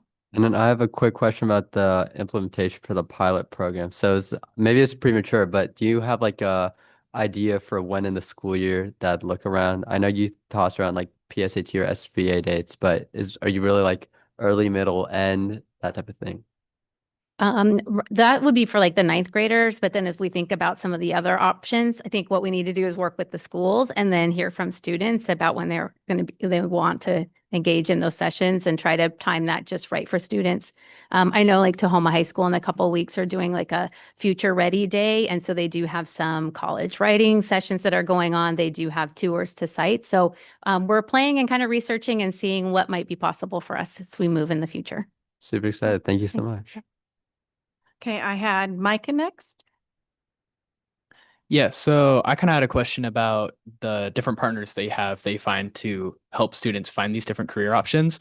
I'm kind of curious about what are the ways you find these different partners for like more career options, because I know there's a lot of students that have like specific niche interests for different types of things, especially like at Gibson Eck, what we kind of do is you can reach out cold to a place that is something that someone's really interested in if it isn't in the database, and then we can add that to the database and find more things. So I'm kind of curious on like different ways that you find more partners for your career options. Well, to start, I know Casey Henry well at Gibson Eck, and so it was a good outreach to her because I think we needed her as part of this early on because she has so many connections through Gibson Eck, but we can't always rely on the same partners and overburdening those. So one thing that it can become challenging is if we have so many students that are all interested in healthcare, but we have some limited opportunities to get students into that. We have to start to think pretty creatively about other opportunities and industries that could easily connect to a career choice, but then also expand options. So, and also there are amazing professionals in our community who want to help and want to support. That's why we had so many people even just coming into our workshops to work alongside students to be helpful. So the more we want to rely on the community, the more we have to just continue that networking and outreach, and just seeing that working with students is inspiring and it's helping for our future. So we want to continue to grow those opportunities. Yeah, and then something on top of that too is a really big thing that is also really important for Gibson Eck students is like the whole thing about reaching out cold and these students trying to find places that they'd love. So is there like a specific way that like these students, if they're interested in something, they can find it and bring it up to like the people at Career Kickstart and try to figure out a way that they can have that as part of the program? Yeah, that's great. I mean, I think that's always a hard thing. And I think at Gibson Eck, like the first couple and getting no or not getting returns is pretty hard, but then pretty soon you just get pretty comfortable with that. And then I would say if we do start to encourage students to do a shadow day in 11th or 12th grade, we need to realize how to support that. Do we run workshops? Do we walk through students doing the cold calls? Do we have already shadow day hosts that are willing to do that for a day? And we did find that was one thing. We wanted like 3 days of a shadow days, but that was a lot to ask for a host. So we kind of had the range. Anywhere from 1 day to 3 days seemed about appropriate and enough to ask of our hosts to do that. So yeah, it's a process, right? And it's just really sitting down and starting and seeing where that can go from there. Yeah. Okay. Thank you. Okay, I think, did I have Rex? Am I good? Mhm. Right. I just want to say first, like this sounds great. This sounds like a great program, and it's totally concurrent with what we're talking about right now in the district with the profile of a graduate, as we're wanting more college and career prep. Looking through the challenge to overcome, I did see one part that I had a question on in concern to the diversity and equity within the program listed. I just want to know, did you feel that enough students knew, and more importantly, that students equally knew about the program within the district? Because I was listening to you talk about, so I'm like, this is so great. I feel like this is the first time that I personally am hearing about this. And then, if not, how are you planning to make the Career Kickstart program more well known among the student population, as you also make it more available, as your goal was for the whole junior population interested, that they can get involved? Yeah, thanks. Good questions. So first, because it was a pilot, we thought we would just do an open invitation and went through the usual channels, posting Canvas, college and career specialists helping send out information, as well as using some of our bulletins to send out. So that's kind of, that's the way we tried to disperse the information about it. And then one thing that we would love to do is, so we just did that. And then students that were selected was through a random lottery. And so as we continue this, I mean, and it's been shared before, is like maybe there are students that might not have natural connections or networking or have connections in an industry that they want to get to. So how do we identify who those students are? How do we work with the adults and students in the schools to find those matches and provide those experiences rather than just start emailing through Canvas and then hoping? I'll be honest that we were really excited to have over 160 students who applied to this, and almost every student that was selected in the top 50 did say yes and right away. So we didn't have to go too far into the wait list to fill in the 50 spots. So I think our goal is always to help expose students to career opportunities and experiences that are out there. And how do we as a school district or a system provide the support to be able to do that and not have to have students rely on only family or what their own networking is to make that happen. And then also, how do we provide opportunities like during the school day where students are here in our buildings and we're working alongside them so they don't have to feel like they have to spend an evening or a weekend away to get that. So if you, hopefully they answered a little bit. Yeah, Okay. for sure. Yeah, thank you very much. Ava.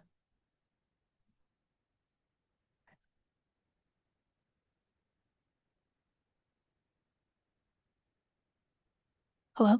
Okay, great. So I had a couple of things. Starting off, not questions, but just praise, I guess. I love, again, the reutilization of the SBA and PSAT testing days.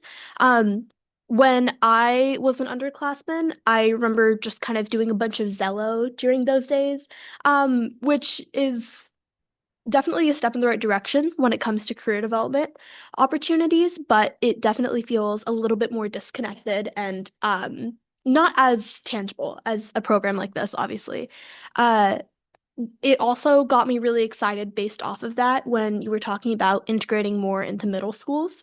I remember being an 8th grader, and after doing those initial Zello lessons, there was kind of a bit of a buzz. So being able to leverage that is really cool.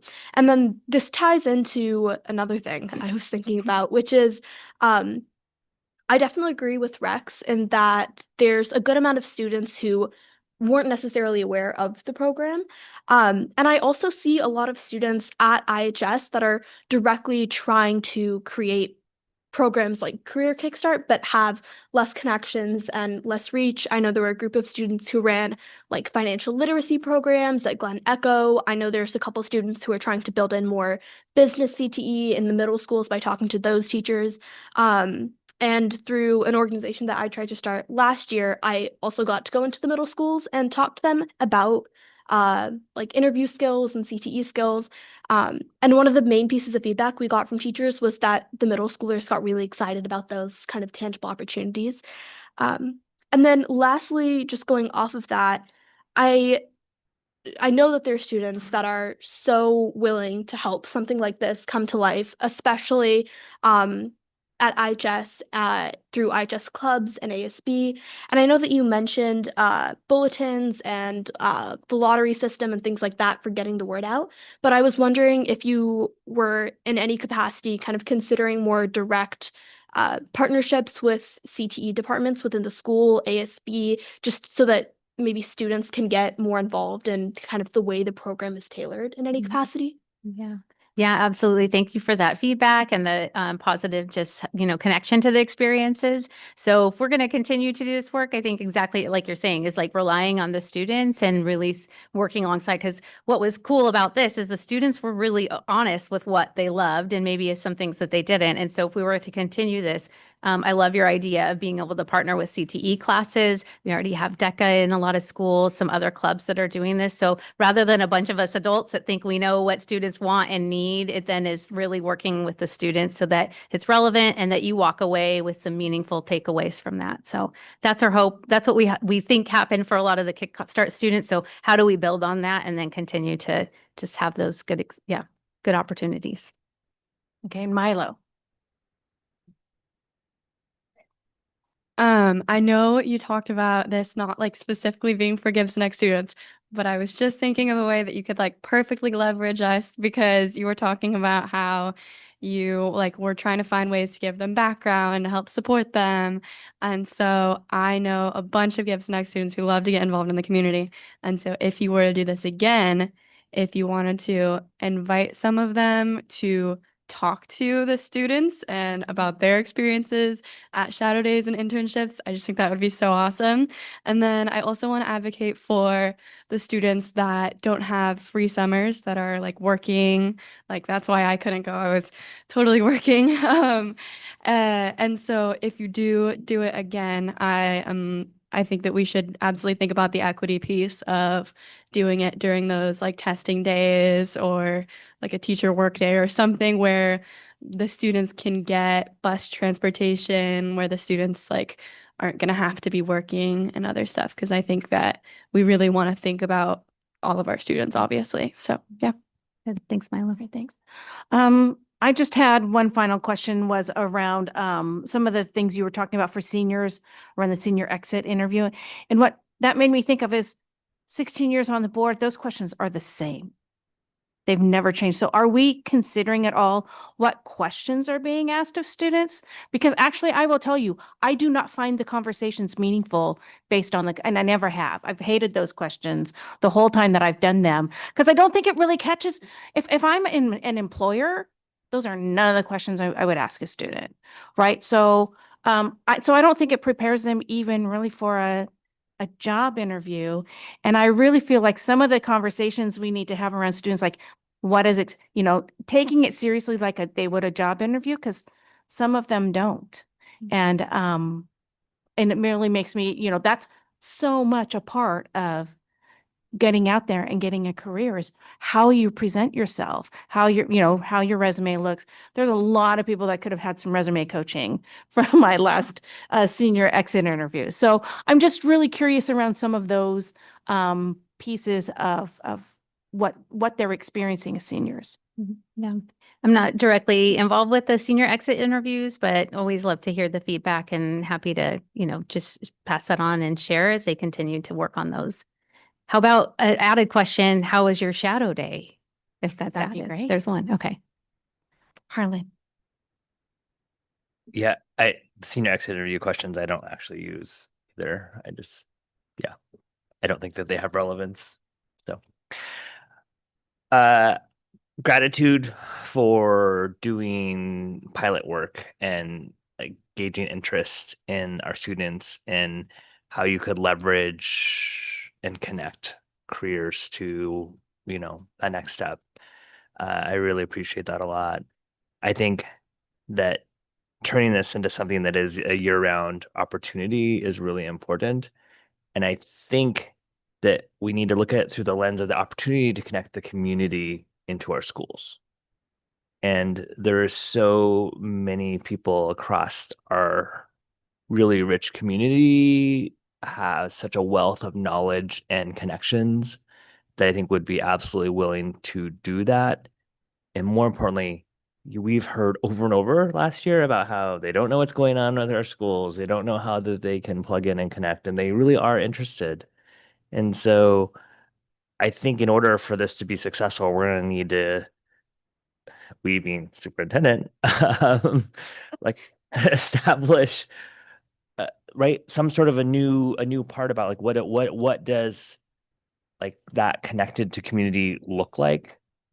And certainly I think starting immediately with like these ninth grade days that are not very productive currently on testing days for our sophomore and junior students, with bringing in people in the community where they could have, if you had like 12 panels going on during those days that people could choose like 3 of them, I think it would be just a really great way to bring our community into our high schools, and a nice way for students to get at that first taste that you would be a doable thing in the really short term of this year, and start to build that foundation network that you're absolutely going to need in order to have spaces for 1,500 high school students. I mean, just in a single class. So I think there's so much opportunity here, and I would encourage it not to just look through the lens of what could the student get from it, but what could our community give and participate in. And that small investment in a staff member to lead that coordinating work would, I think, yield huge benefits to us, far beyond just connecting careers students learning, but to connecting our communities into our schools. And so they feel a vested interest, not just as a taxpayer, but as someone who, like, this is their future that we're investing in. Okay, gonna let Micah go and then we'll be wrapping up. Okay, so one thing I also wanted to mention from before, this is kind of coming from my older question about how we could have students try to figure out how they could cold reach out to other places, but it's also kind of with a lot of other stuff about students learning how to interview and students learning how to make resumes and just students taking risks while they're young and they're in the beginning of their careers or the beginning of creating future careers for themselves. Something I was thinking about is a whole bunch of students at Gibson Eck who have been reaching out to all of these different internships, and they keep having these people not respond the way they want. And then from that, they can learn differently. And just an example, even outside of school, like doing laundry when you're younger and then you're older and you figure out these mistakes. Like yesterday, I washed a tie and I ruined it. And it was something that was really disappointed for now. But 20 years down the line, when I'm going to a business meeting, I won't have to worry about the fact that I screwed up my tie because I know what to do now and I know what not to do. So I feel like having ways that students can make mistakes now would be amazing for their future, if they're making risks, if they're taking a whole bunch of risks and failing before they end up in the future. Great. Thank you. And while Tricia Marshall's still here, I want to say this is really helpful. And we know that Issaquah Schools Foundation is such a great partner. And I think this is an experience that these kids will take away for a very, very, probably throughout their career. They'll remember this. And I'm excited about how, with our partnership, we can help every student have a better connection to their future careers. So thank you. All right, thank you. Okay. With that, we will go to our one item that has an action to it, right? Are we there yet? Yes. I'm only 5 minutes behind. Okay, monitoring report, operation expectation 10, structure of school. So I will be listening for a motion, then we will have a presentation from the school district, public comment if there is any, board discussion. Remind me, students, if I forget your advisory vote so that we do that, and then we'll take a vote. So with that, I will open it up for a motion. I move the board accept the monitoring report for operational expectation 10, structure of schools as presented. Do I have a second? Second. Okay, thank you. So I'll pass it off to. Great, thank you. We have Jacqueline Downey and Donna Hood joining us for the structure of schools update.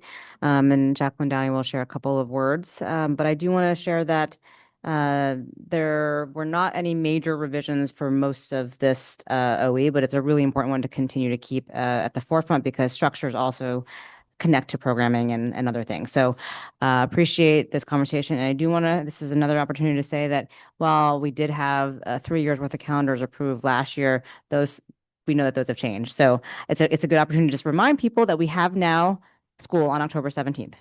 That's the most immediate one. And there were several calendars that have been approved, but we are still waiting for another one to come forward. So I just want to make sure I say that as a public service announcement, just to reiterate, because changes are important to note. Okay, over to you. Thank you. This monitoring report certifies that the district is in full compliance with OE10 with no exceptions.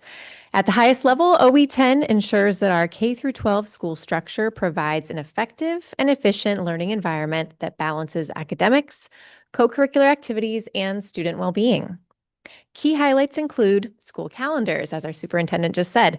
In October of 2024, the district and the Issaquah Education Association negotiated and the board approved calendars through 2027-28.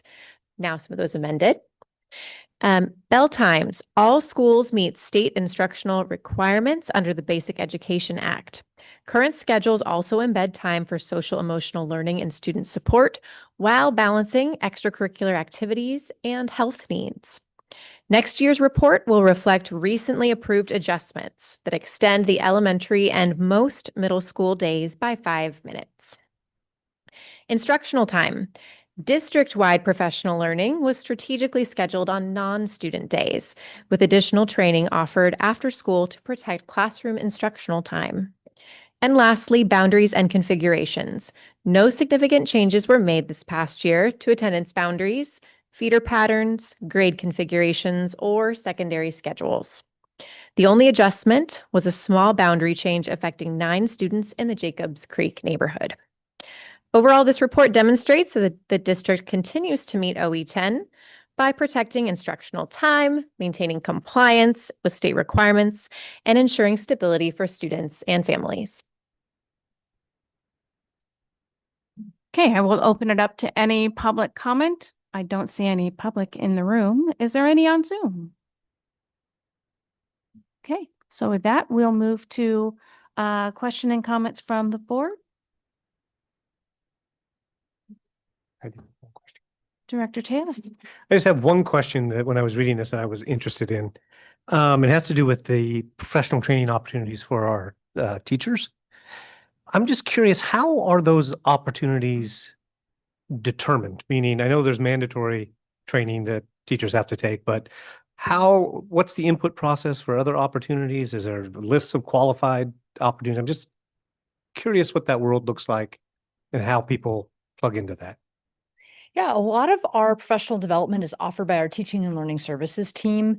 Much of it is tied to the curriculum and content that teachers are responsible for teaching and delivering.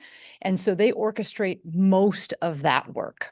There is some compliance training that comes out of HR as well, and that is not necessary every single year. So we try to pace it and alternate between lengthier content and shorter content as the legal demands require. But often it's very much tied to a person's position and or the content they're delivering, and sometimes to curriculum adoptions. For example, when something's new, it requires more training up front to get those teachers ready for that. Yeah. Any other questions or comments? Director Gallinger. So of the monitoring report, page 2, can you validate that the second to last paragraph is true? Because I don't think that that's true. So the first sentence, extracurricular athletics at the middle school level do not result in missed class time. So I believe that whenever there are events at Maywood, that our schools from Sammamish do actually leave school early. And I think vice versa, that Maywood has to travel, and when they have to arrive at the plateau schools, that they also are missing class time. I don't think it has material relevance. I just want it to be accurate for when it's actually reflected. In the third sentence in that paragraph, it does say occasionally student athletes may miss class time at the end of the day to travel to away meets. We did check this with our district athletic director, who said it was occasional and at the end of the day and not consistently missing class time. Right. But if you look at the sequence of your sentences, that when you read about occasionally would apply to probably the sentence right before it, that about high school. That's cool. So I would just then make sure that there's consistency between the first and third sentences. I see that. Yes, thank you. Any other questions or comments from the board members? or from the students? Okay. With that, we have a motion. Oh, actually, we have an advisory vote. See, I almost forgot. You guys didn't pipe up? Okay, so we will start with our advisory vote from the students. And you are looking for whether or not they are in compliance. So in the font is small, so it says, do you believe the district has provided sufficient evidence to meet the expectations outlined in OE 10 structures of school? I have 1 yes, 0 no's, and 0 abstentions.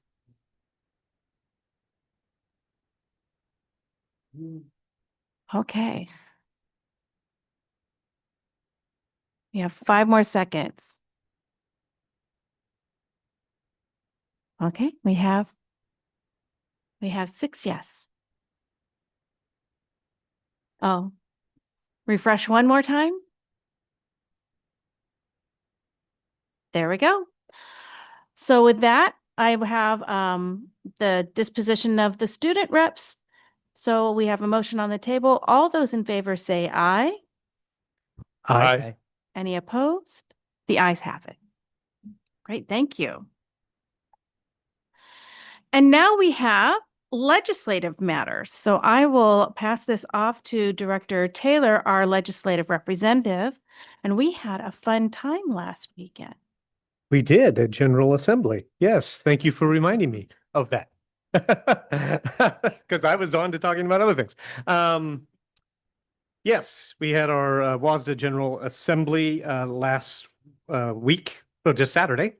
And we were actually able to coordinate with many other school boards in the area that were able to join us here, as it was a hybrid meeting. And that was a great opportunity for us to also have some time to catch up and talk with our colleagues across the region as well. So trying to think, it was actually pretty small slate, I thought, with WASDA this go around on the General Assembly.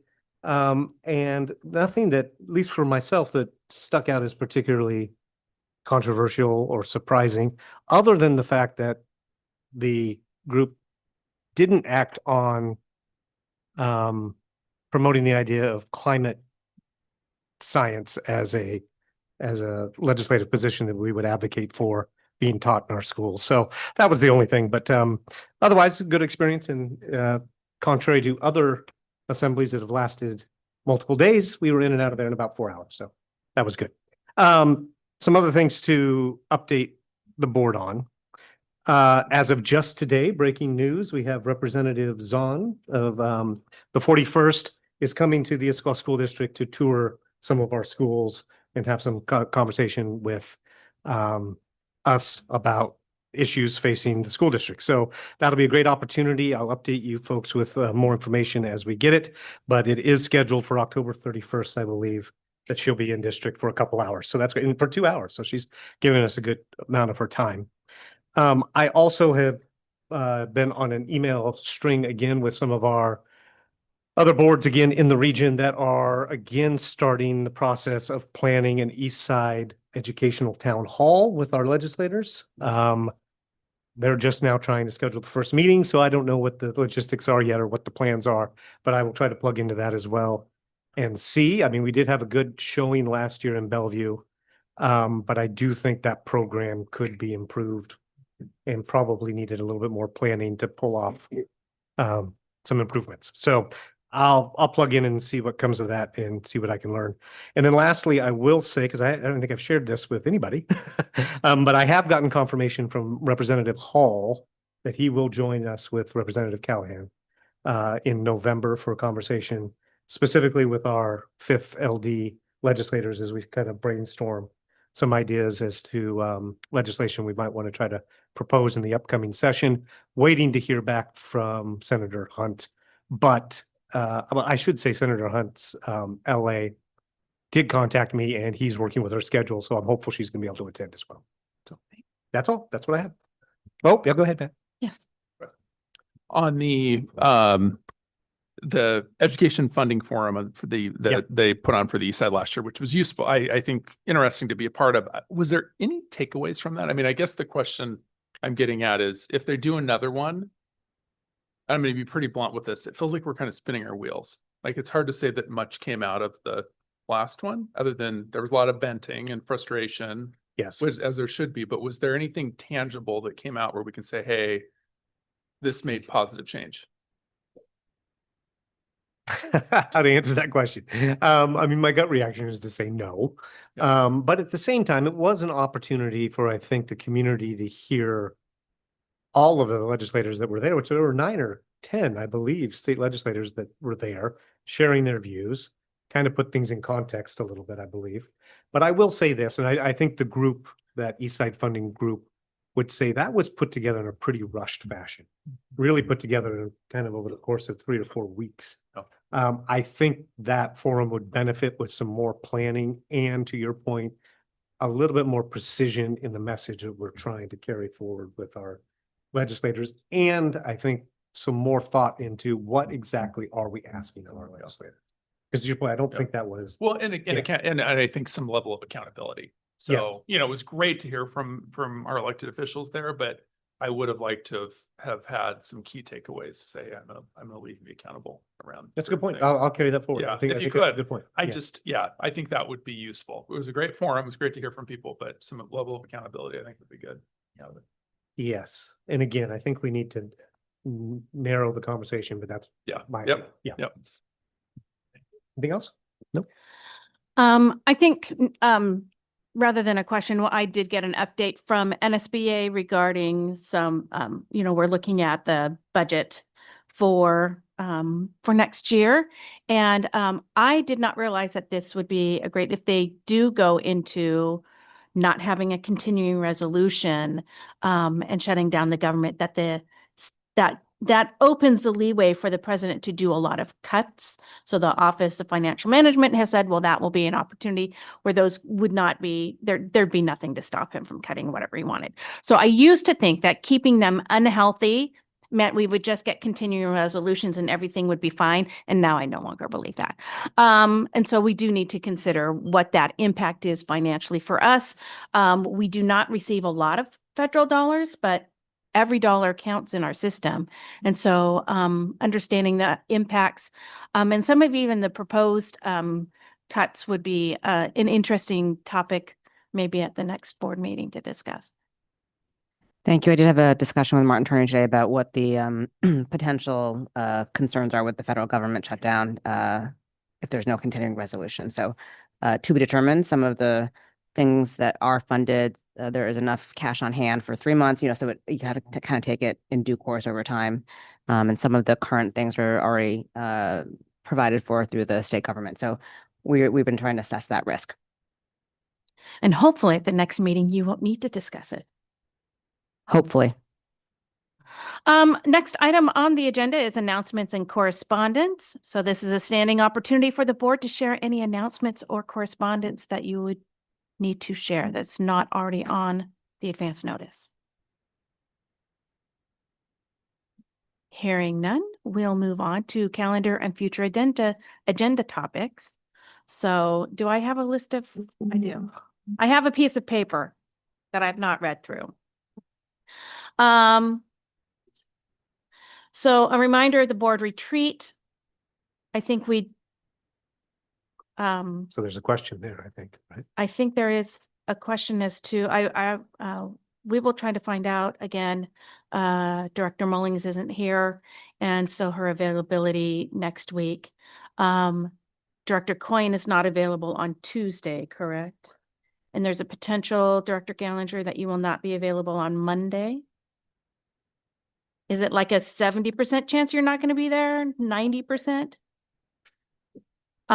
Because we are having Representative Sharon Tomiko Santos attending via Zoom about our to hear from her before our discussion about the portrait of a graduate. And I do think if there's going to be 2 of us missing, we might want to relook at that. I would consider that Okay. myself. So it also could be what time is that scheduled for, that specific chunk? Right Because at the beginning. so 9:15 9:15. to 10 portion, and she's coming by Zoom, so. Right, but so that would be 12:15. I mean, I could probably pull off doing that part on Zoom On Zoom. and that time. I'm just wondering if there's two of us missing, is that time for a meaningful conversation about the portrait of a graduate? I would rather have that focus be on Tuesday, and it is unfortunate, Director Coyne, that you won't be here as well. I don't know if you would be able to come to any portion via Zoom or, No, I'm being on a plane. okay. Yeah. And it's whether or not she can, change her schedule. One of the things is, I don't know if you can pull out your calendars now and tell me any availability next week. Beyond that, so looking at Wednesday, Thursday, or Friday.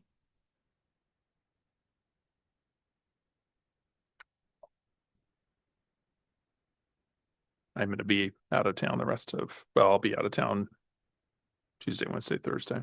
Okay. Thursday, Wednesday.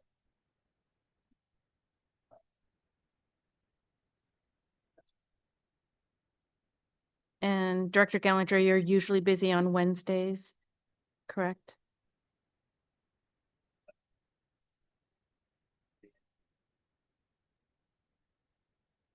Yes. Looking at it, the first or the third?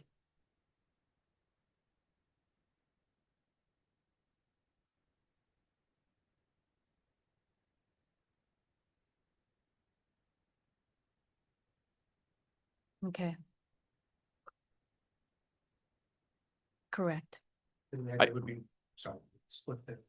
Right. So to speak. Yeah. Monday, Friday, Tuesday, Friday. Tuesday, Friday. So it would be a partial day, Friday the 3rd, or full day, you're thinking? We could look at that because I think we might, I don't know if we had to do a partial Friday, or how we would structure that. I don't have the agendas in front of me. And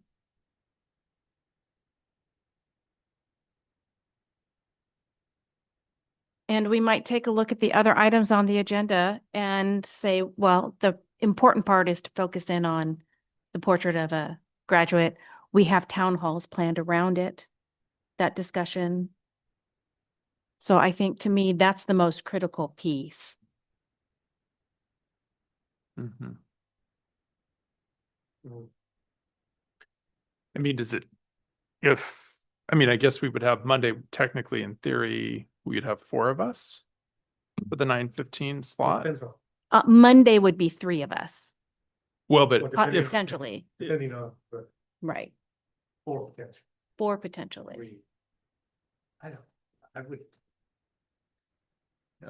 That's just me. I mean, Right. the benefit of the retreat is for us. Yeah. Okay. Thought exchange. It always So, becomes hard though to try to reschedule, but yeah, you're right. Right. I mean, if we did the second day, Friday, is there a preference if we were to say only do 4 hours? Would there be a preference for you? Director Coyne? I would, yes, I would prefer, I'd need to split the day up. I wouldn't be able to do the whole day. Would your preference be start with us in the morning?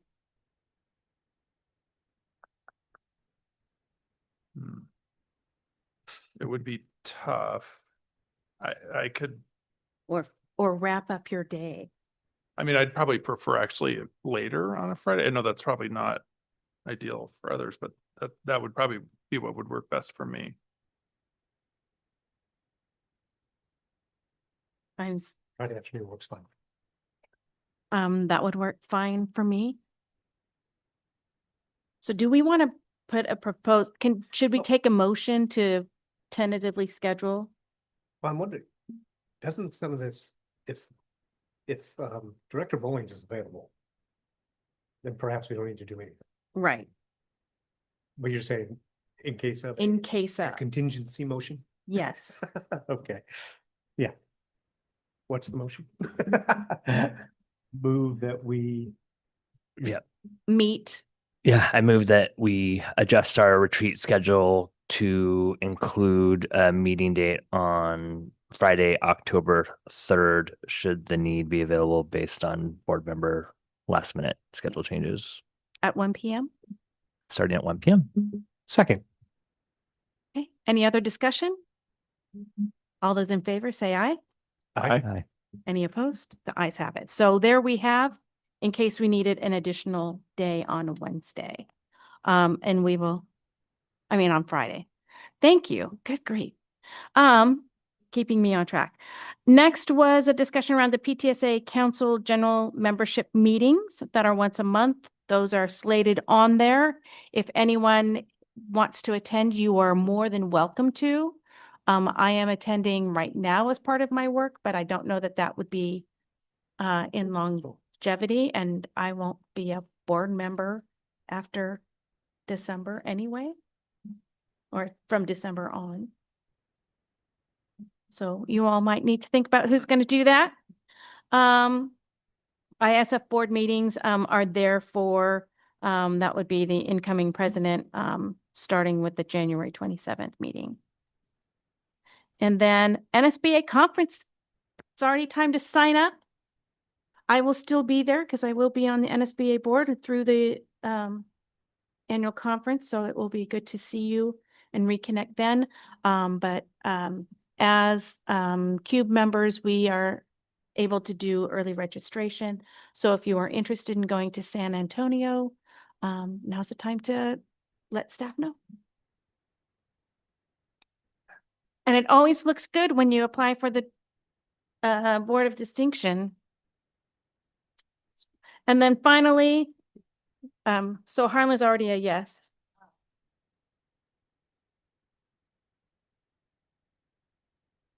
Okay. Yeah, and you have one right now.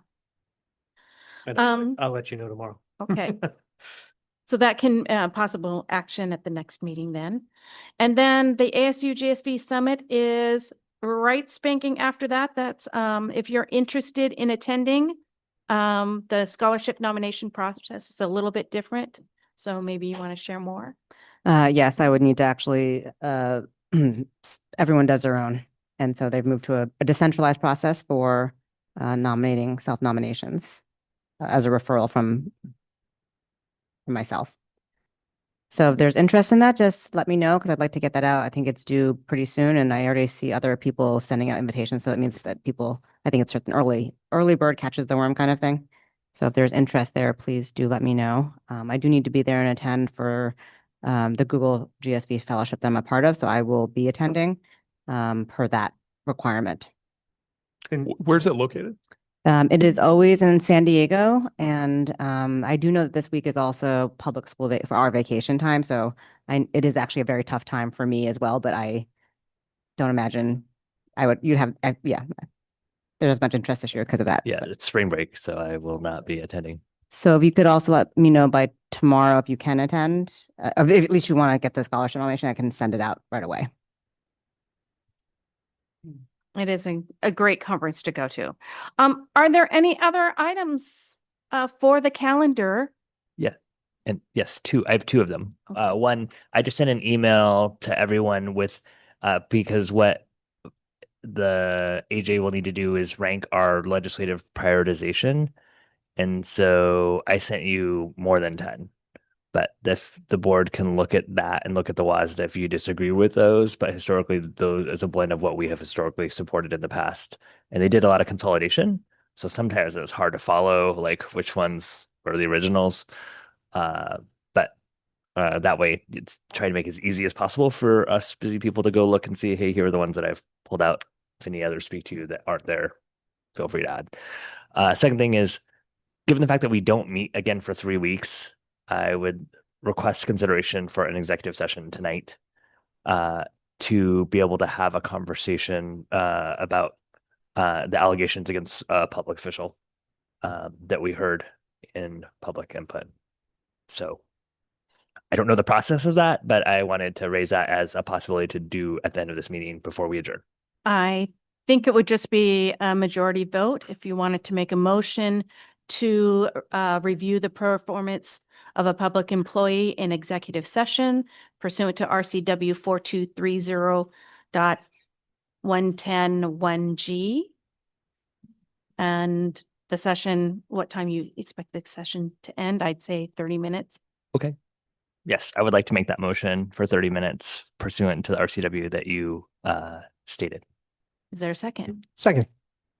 Any discussion? All those in favor say aye. Aye. Any opposed? The ayes have it. So we will move now into executive session.